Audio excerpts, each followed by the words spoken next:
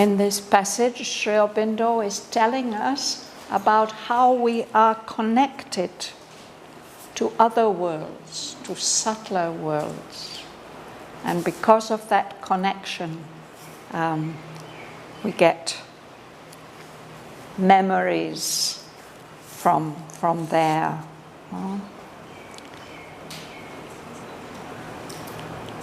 That inspires us sometimes with great creative efforts. We want to recreate, like the divine force herself. We want to recreate those wonderful things that our spirit remembers from higher planes. But although our being thrills with high, far memories and wants to bring down their dateless meanings here, their timeless meanings here into our mortal, earthly world, those things are too divine for earthly nature's scheme.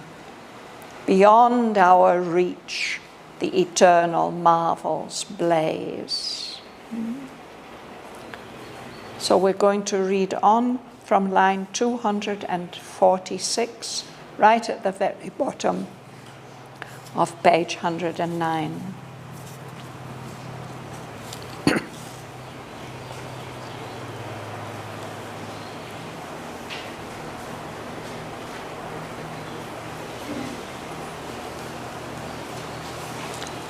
Only when we have climbed above ourselves, a line of the transcendent meets our road and joins us to the timeless and the true. It brings to us the inevitable word, the God-like act, the thoughts that never die. A ripple of light and glory wraps the brain, and traveling down the moment's vanishing route, the figures of eternity arrive. As the mind's visitors or the heart's guests, they espouse our mortal brevity a while, or seldom in some rare delivering glimpse are caught by our vision's delicate surmise. Although beginnings only and first attempts, these glimmerings point to the secret of our birth and the hidden miracle of our destiny. What we are there and here on earth shall be is imaged in a contact and a call. As yet, earth's imperfection is our sphere. Our nature's glass shows not our real self. That greatness still abides, held back within. Earth's doubting future hides our heritage. The light, now distant, shall grow native here. The strength that visits us, our comrade power. The ineffable shall find a secret voice. The imperishable burn through matter's screen, making this mortal body Godhead's robe. The Spirit's greatness is our timeless source, and it shall be our crown in endless time. A vast unknown is round us and within. All things are wrapped in the dynamic one.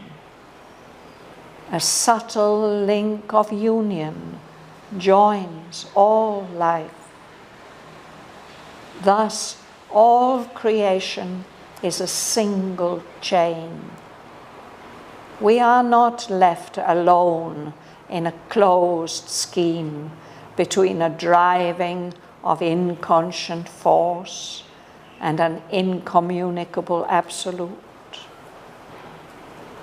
Our life is a spur in a sublime soul range.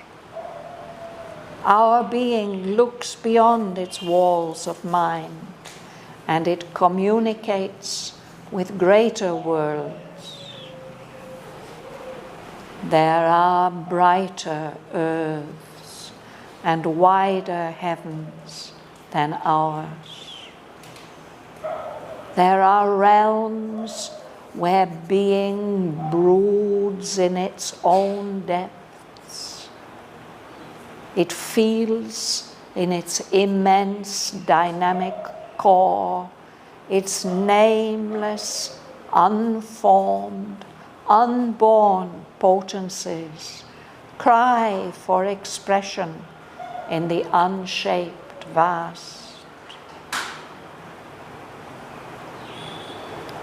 Ineffable beyond ignorance and death, the images of its everlasting truth look out from a chamber of its self-wrapped soul,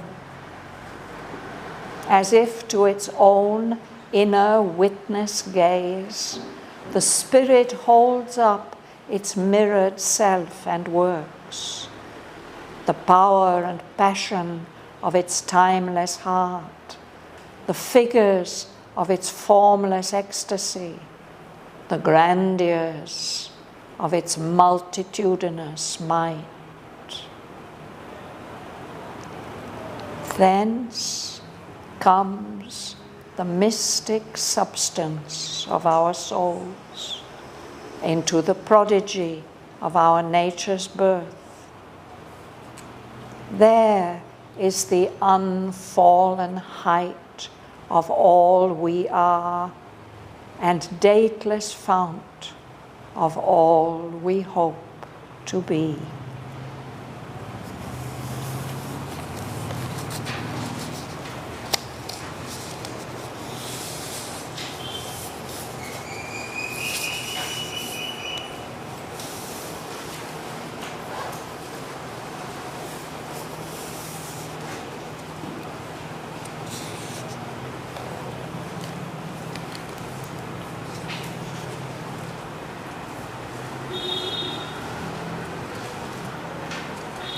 So we start on the bottom of page 109 at line 245.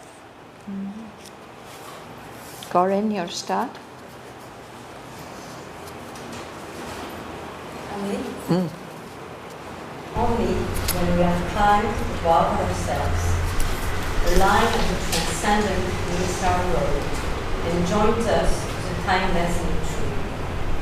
It brings to us the inevitable world, the godlike act, the thoughts that never die.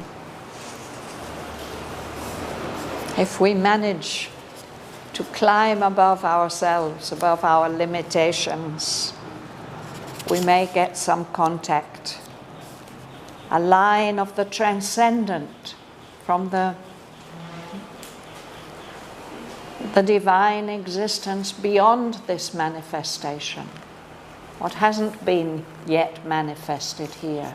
Some line of connection meets our road and joins us to that transcendent world, the timeless and the true. So that line brings to us the inevitable word.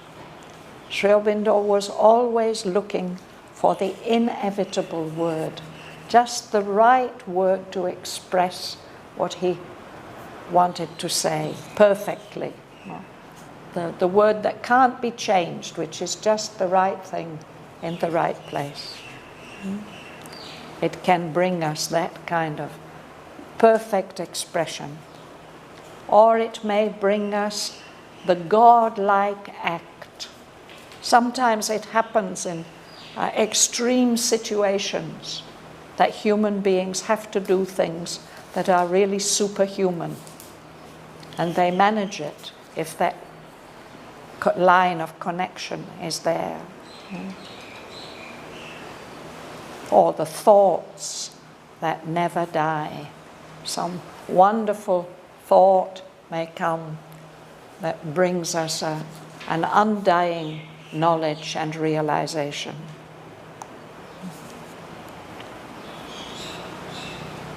Mihong. A ripple of light and glory rests the brain, and traveling down the moment vanishing route, the figures of eternity arrive. So when that line touches us, it's as if there's a ripple, like a wave of light and glory. Comes, touches the brain, fills it with glorious light. And that only lasts a moment, but traveling down this moment's vanishing route, we can't see where they have come from. The figures of eternity arrive. Symbolic thoughts, acts, forms that don't belong to our limited world of time and space, that come from beyond. Sarojini. As the mind's visitors of the hearts, guests will expose our mortal deity awhile, as freedom in some rare delivering dreams are caught by our visions. Delicate sunrise. So those figures of eternity, they may visit the mind or stay for a while in the heart. Just for a while, for a little time, they espouse our mortal brevity. To espouse, it means to marry, actually. They unite with the shortness of our mortal time and experience. They are eternal, timeless figures, but they come and unite with the briefness of our existence, which is subject to death.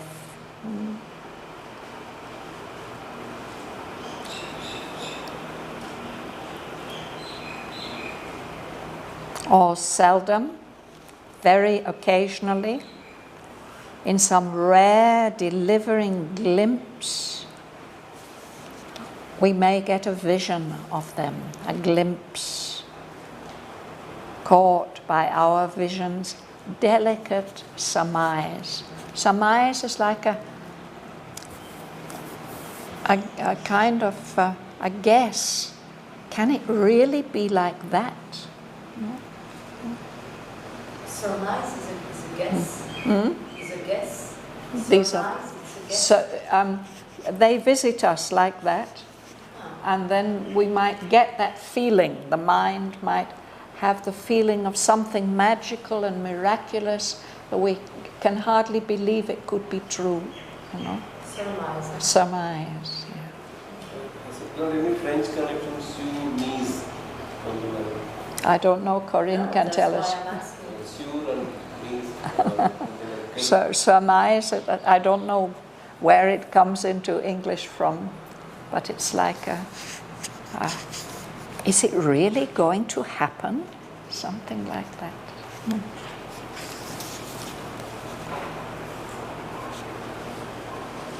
Kamla. Although beginning only and first attempt, this glimmering points to the secret of our birth and the hidden miracle of our destiny.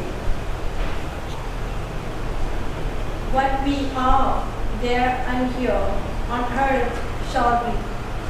It's imaged in our contact and our God. So these experiences, he says, they're only beginnings, they're first attempts of our nature to come in contact with those things, and he calls them glimmerings, faint lights. But the fact that we can experience these faint lights and these surmises, this points to the real secret of our birth and the hidden miracle of our destiny, what we are going to be, meant to be, what we are there in those other worlds, and what it's the same as what we shall be here on earth. That secret of our birth and that miracle of our destiny is imaged. We experience it as a contact and a call, an invitation. Come, aren't you going to try it? Something like that. As I told, it is old French surmise, feminine past participle of 𝐄𝐍𝐵𝐋. So maître means to put. Means what in French? 𝐶 means what? To put.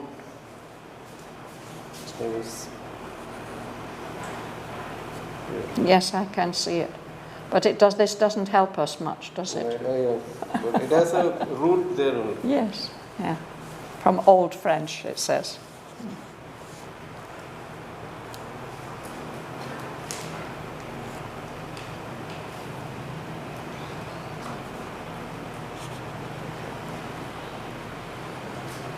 Devin.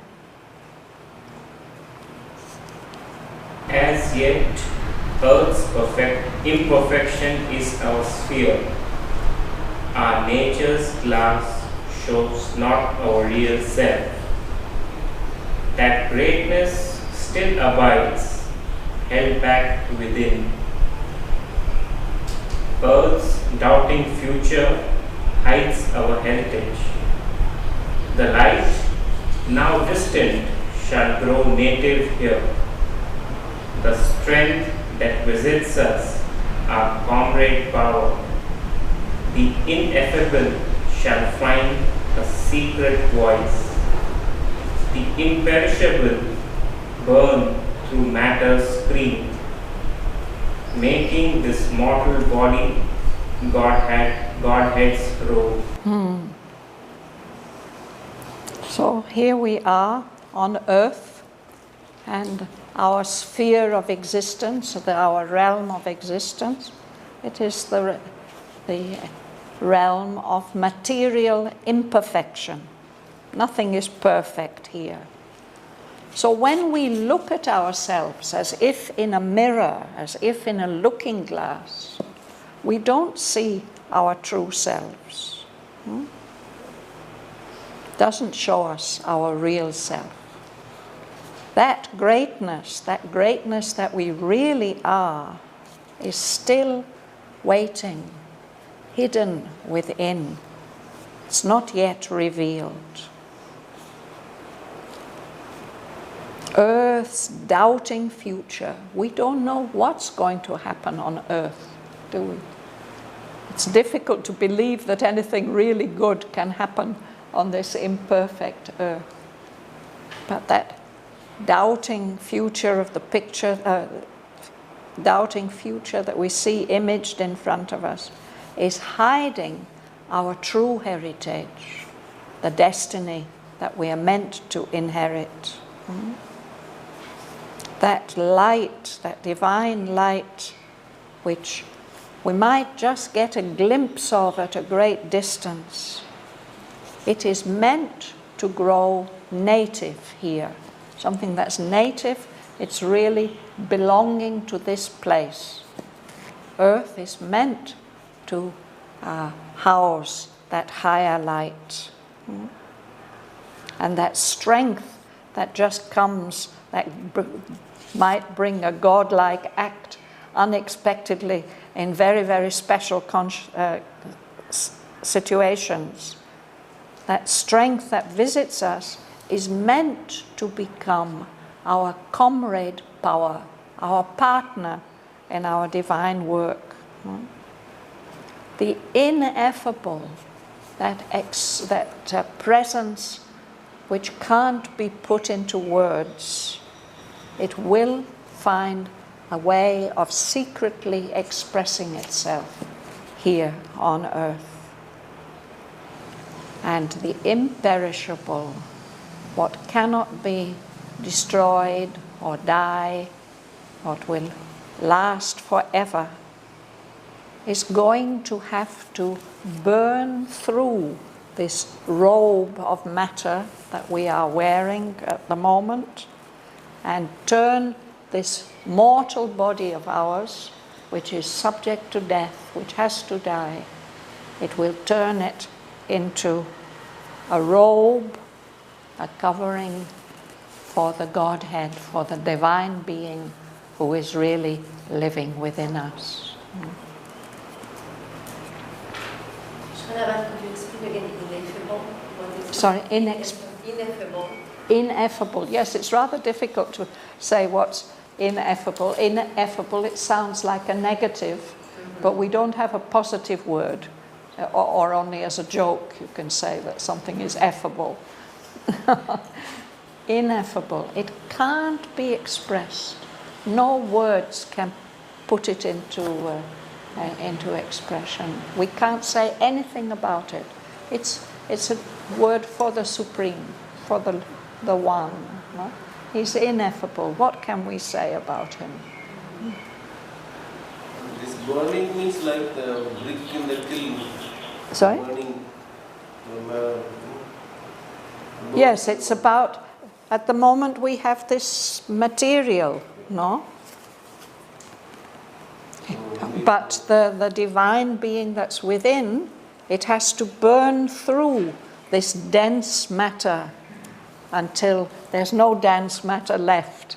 There's only some wonderful, divine, subtle envelope expressing the Godhead within.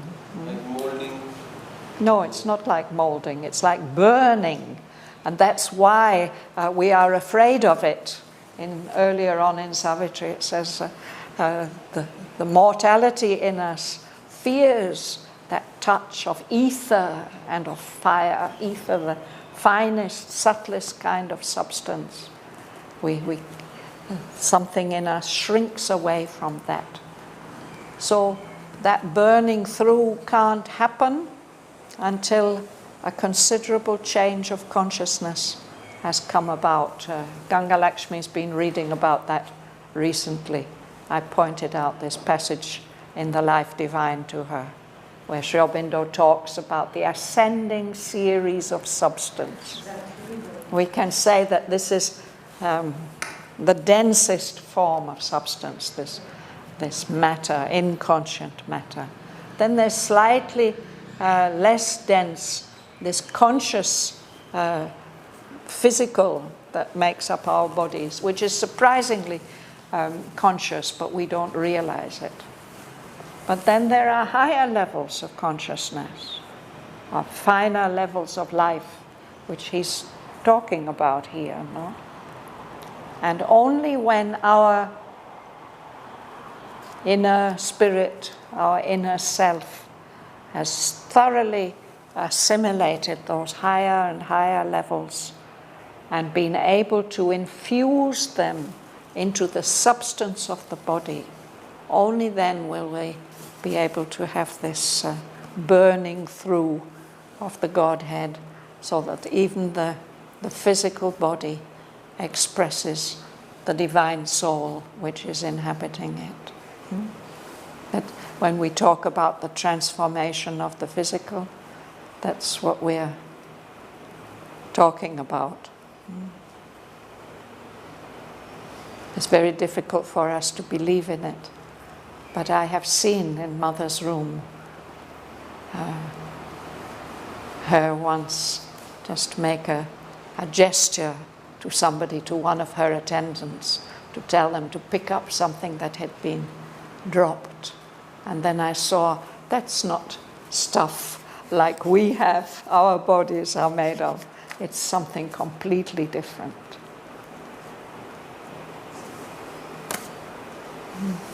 So. I don't tell same to you, but your body also. Your body expresses some. But it's still quite dense matter, kind of like me. Very white and emanate something. Depends a bit. No, is my inner vision. Yeah, so it's nice if something can shine through, a ripple of light and glory. Yeah.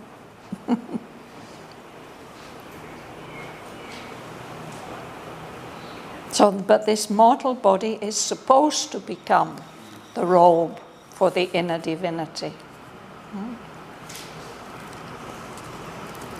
You like to read, Ganga? Yes. The Spirit's greatness is our timeless source, and it shall be one crown in endless time. The vast unknown is around us and within.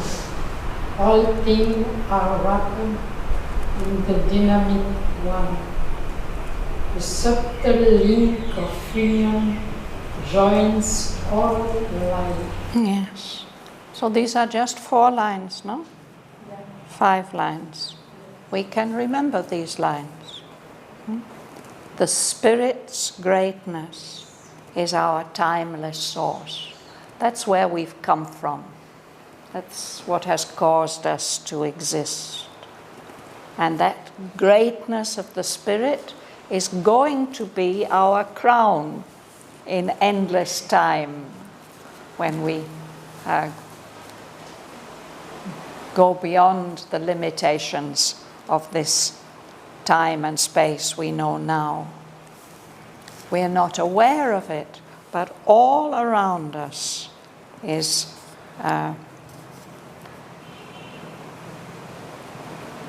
vast unknown. It's around us and it's also within us. We can become aware of it within ourselves. And all things, everything here, are wrapped in the dynamic one. It's not only the static spirit, the immobile, unchanging spirit. It's the dynamic force of the Mother, enveloping everything. And because that's enveloping everything, a subtle link of union joins all life. We're connected to all life everywhere in the universe.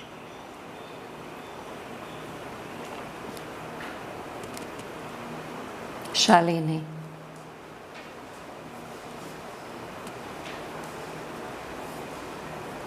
Thus all creation is a single chain. We are not left alone in a closed scheme. Between a driving of inconscient force and an incommunicable absolute.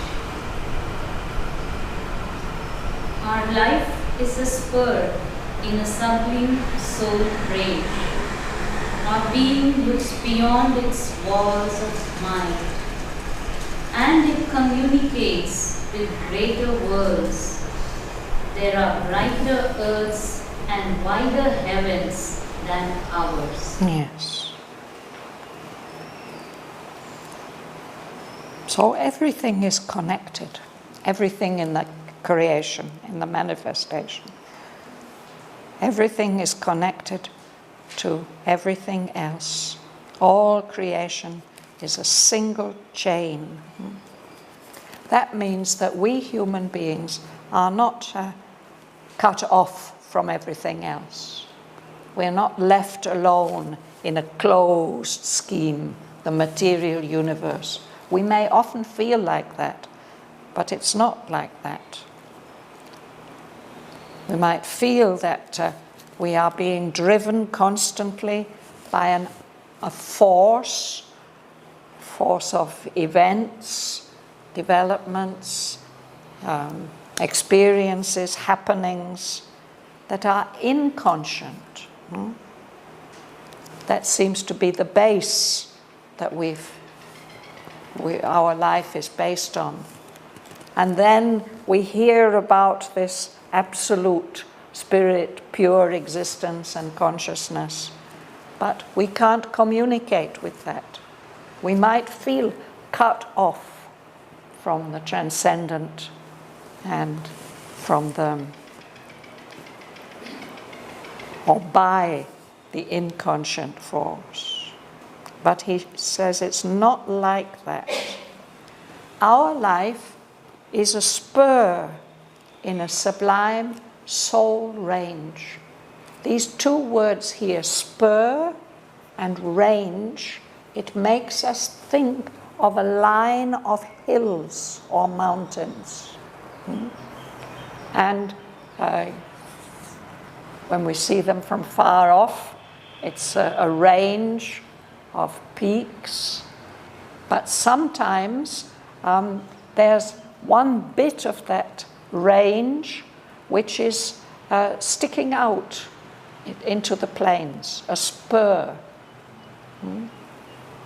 Our life is like that. We really belong to that sublime soul range that we have come from. So that means that our being is not limited by its walls of mind. It can look beyond them, and it can communicate with greater worlds than this material world. There are brighter earths and wider heavens than ours, although our earth sometimes can be so beautiful. And we can look up today, the skies were particularly dramatic and beautiful. No, a painter would like to paint those marvelous piles of mounting clouds and that brilliant blue behind. But that's nothing really. Beyond that, there are wider heavens than ours. And then he tells us about some of those other realms beyond ours, those brighter earths and wider heavens.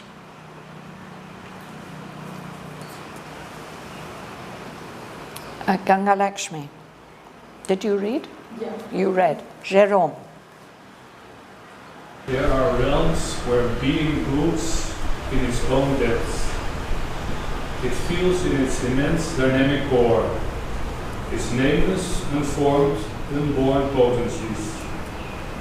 Cry for expression in the unshaped vast, ineffable beyond ignorance and death, the images of its everlasting truth. Look out from a chamber of its self-wrapped soul, as if to its own inner witness gaze, the spirits hold up its mirrored self and words, the power and passion of its timeless heart, the figures of its formless ecstasy, the grandeurs of its multitudinous might. Yes. So there are these brighter earths and wider heavens, and among those there are realms where being, where pure existence broods in its own depths, as if indrawn, in trance, concentrated within. It's feeling in its immense dynamic core, as if at the center of itself, there's a tremendous power.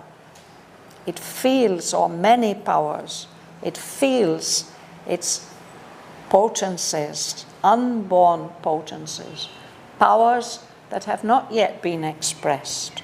They don't have any names, they don't have any forms, but deep within itself, it feels those potencies, those potentialities, wanting to be expressed, crying for expression in the unshaped vast, in the vastness where they haven't been manifested yet.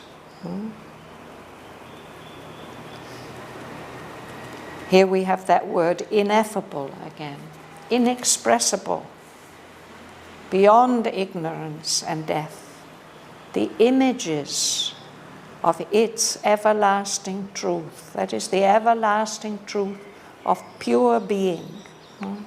Those images look out from some hidden room in its soul which is self-wrapped, withdrawn, concentrated within itself. It's as if it's holding up a mirror, as if the spirit is holding up a mirror to itself, to its own inner witness gaze. It's looking at itself.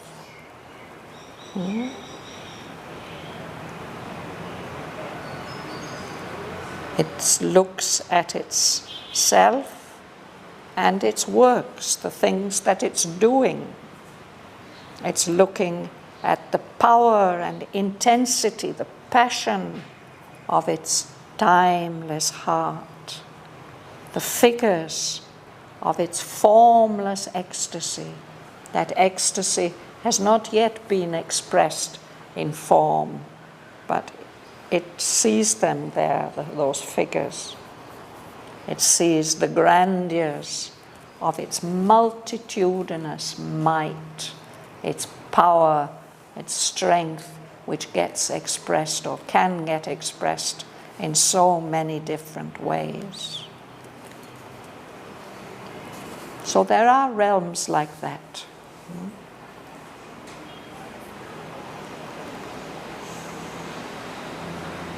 Joel.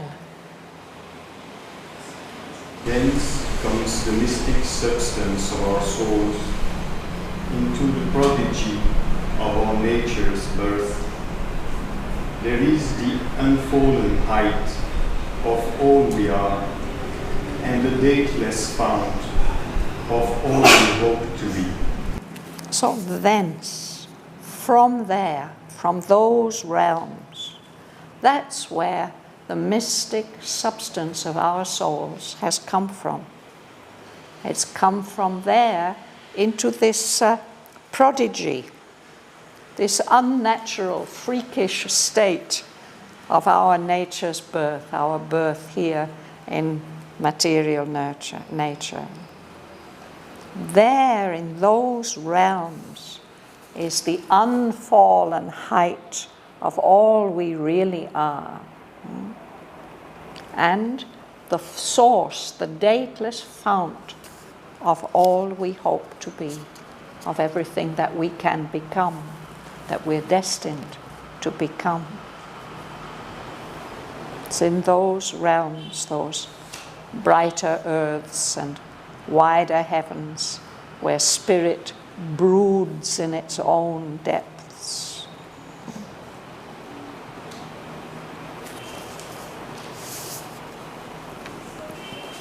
Puna. On every plane, the heretic power, initiate of unspoken verities, dreams to transcribe and make a part of life in its own native style, and living come some trait of the perfection of the unborn, some vision seen in the omniscient light, some far-flown of the immortal rhapsodist voice, some rapture of the all-creating bliss, some form and plan of the beauty unutterable.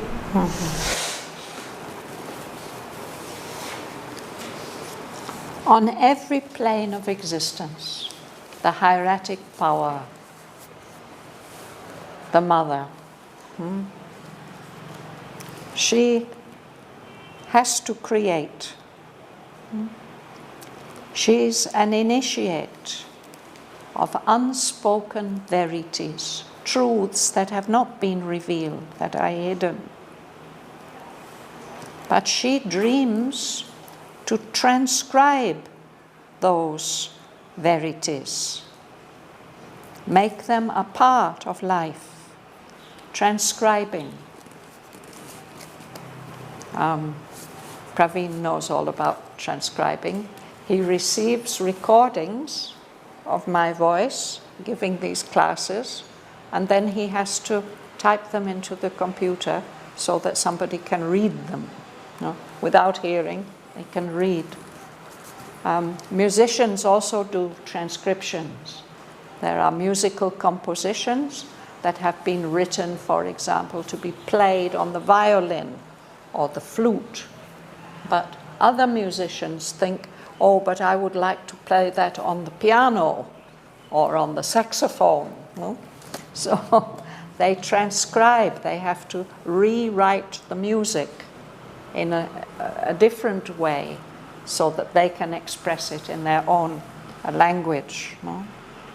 So he says that this power, the power of the divine force, the mother, she wants to transcribe and make a part of life in its own native style and living tongue, its own language. Some trait, some feature of the perfection of the unborn, those unmanifest things. Some vision she's caught, seen in that all-conscious light. She wants to catch hold of and transcribe some far tone of the immortal rhapsodist voice. A rhapsody is a very intense and passionate piece of music. So it's as if that music is being constantly sung on the higher realms. She wants to transcribe it and express it here in life.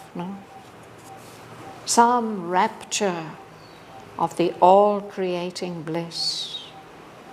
Some form and plan of the beauty unutterable.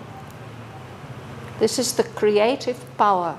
She wants to give expression to all these high things that are glimpsed on the higher realms, but in ways that are suitable to the lower planes. And because she wants to do that, then sometimes it comes into us. We get a creative urge, we get some feeling or some experience, and we want to be able to express it in words or in painting or in music or in life. So those are the realms where being broods in its own depths. But there are some other worlds too. Let's read about those. Yes, Canto. Hieratic means? Hieratic.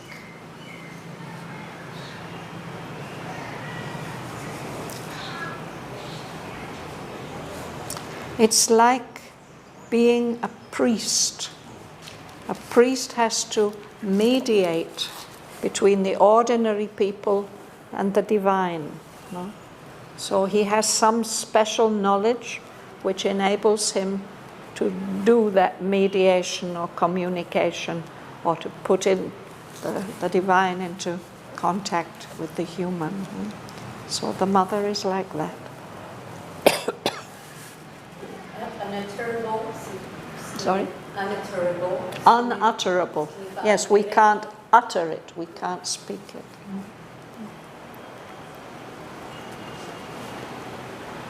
Yeah. Beauty. The real beauty with a capital B. How can we express it? Not in words.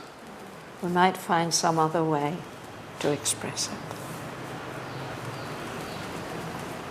Young, would you read? Lawyers here goes personality relevance, where the response to truth is swift and sure, and spirit is not hampered by its flame, and hurt by sharp division, twist and bend, and delight and beauty are inheritance, and love and sweetness are the law of life. Yes. So there's other worlds which are not those worlds where spirit is withdrawn into itself, and not the worlds where the divine force is wishing to express them.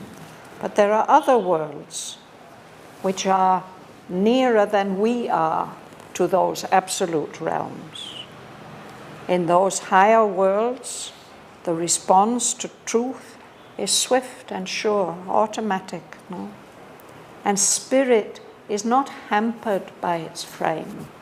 In our world, it's always as if spirit is hampered by its frame, by the body. In those realms, hearts are not seized and rent, torn and tortured by sharp division.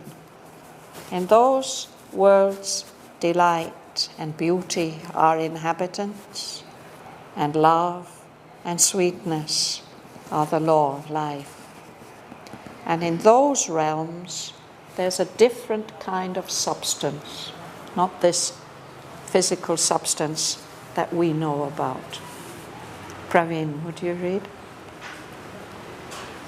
A finer substance in a subtler mood embodies the divinity earth, but dreams. Its strength can overtake joy's running feet, overleaping the fixed hurdles set by time. The rapid net of an intuitive clasp captures the fugitive happiness we desire. Thank you. A finer substance. Yeah. It's not only that our substance is rather insensitive.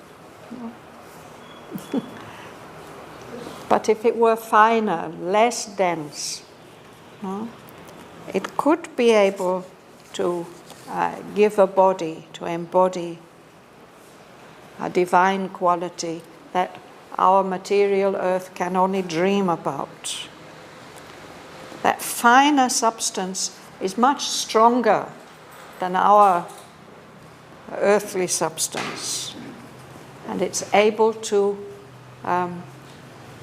run fast enough to catch up with joy, joy that's always running away from us. It can overleap the fixed hurdles set by time. You do athletics? You know what hurdles are? Yes? You have to run and leap over these obstacles that are put in the way. So time, for us, for our substance, time puts hurdles, obstacles in the way. But that inner strength, that subtler substance, can just leap over those. It's no problem for them. And it's an intuitive quality which can as if catch hold of the fugitive happiness that we desire, as if catching it in a net. The rapid net of an intuitive clasp captures that fugitive happiness, that happiness which is eluding us, running away from us. It can catch it. Because our senses are very dull, really. We can experience some delight, and we're very attached to whatever delight we can experience through our senses. But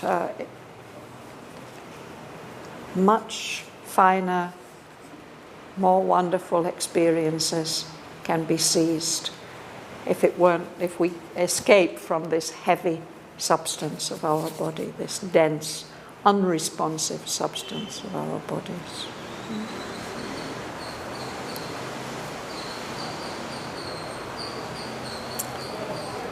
So that's one kind of subtle matter. We'll stop there for today, but we'll read about it next time.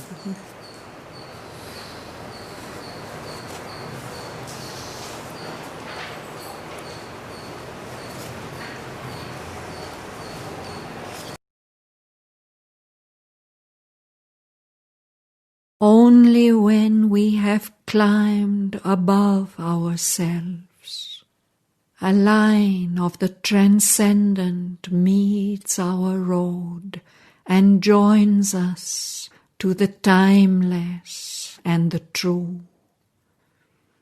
It brings to us the inevitable word, the God-like act, the thoughts that never die.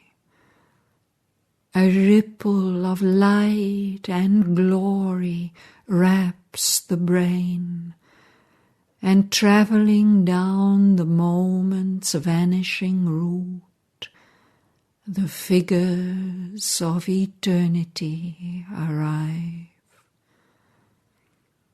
As the mind's visitors or the heart's guests, they espouse our mortal brevity awhile, or seldom in some rare delivering glimpse are caught by our vision's delicate surmise. Although beginnings only and first attempts, these glimmerings point to the secret of our birth and the hidden miracle of our destiny.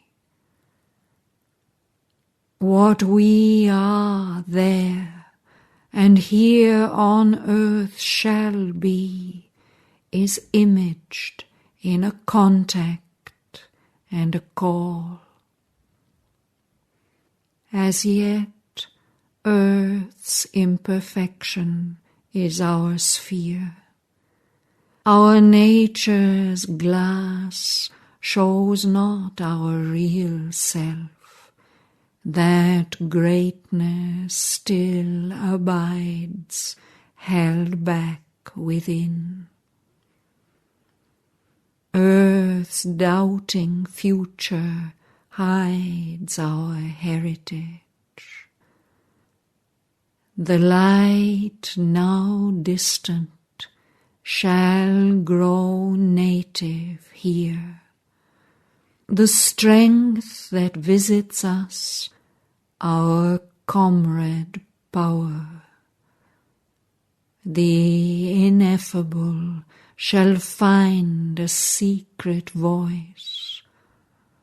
The imperishable burn through matter's screen, making this mortal body Godhead's robe. The Spirit's greatness is our timeless source, and it shall be our crown in endless time. A vast unknown is round us and within.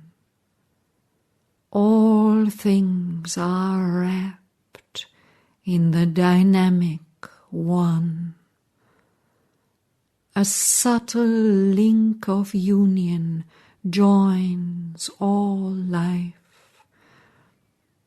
Thus all creation is a single chain. We are not left alone in a closed scheme between a driving of inconscient force and an incommunicable absolute. Our life is a spur in a sublime soul range. Our being looks beyond its walls of mind, and it communicates with greater worlds. There are brighter earths and wider heavens than ours.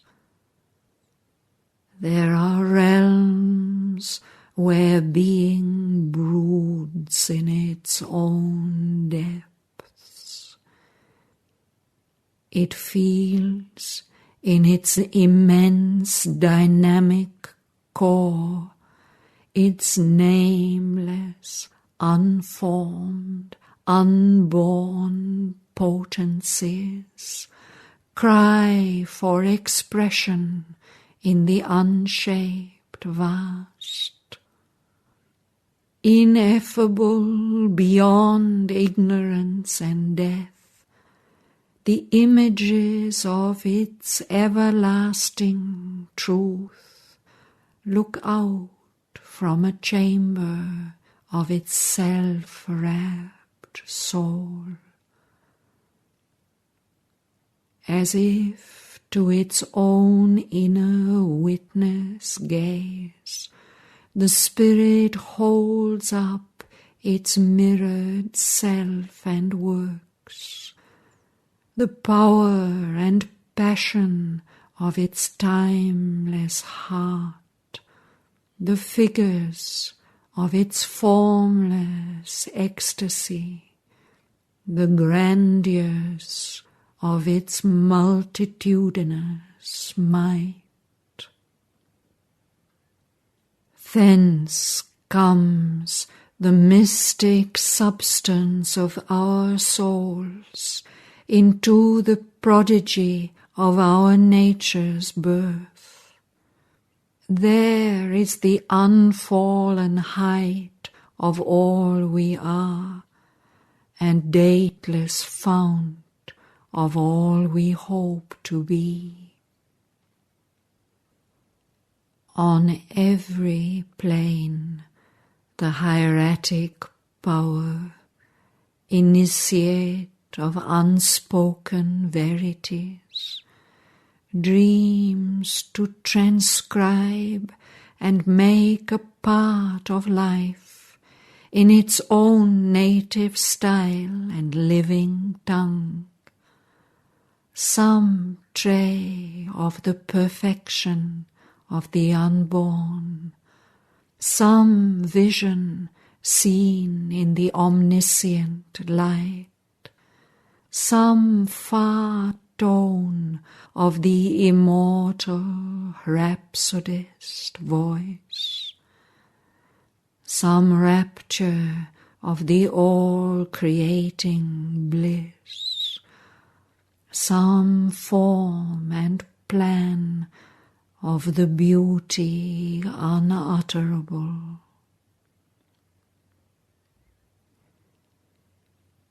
Worlds are there nearer to those absolute realms, where the response to truth is swift and sure, and spirit is not hampered by its frame, and hearts by sharp division seized and rent, and delight and beauty are inhabitants, and love and sweetness are the law of life. A finer substance in a subtler mould embodies the divinity earth but dreams. Its strength can overtake joy's running feet, overleaping the fixed hurdles set by time, the rapid net of an intuitive clasp captures the fugitive happiness we desire.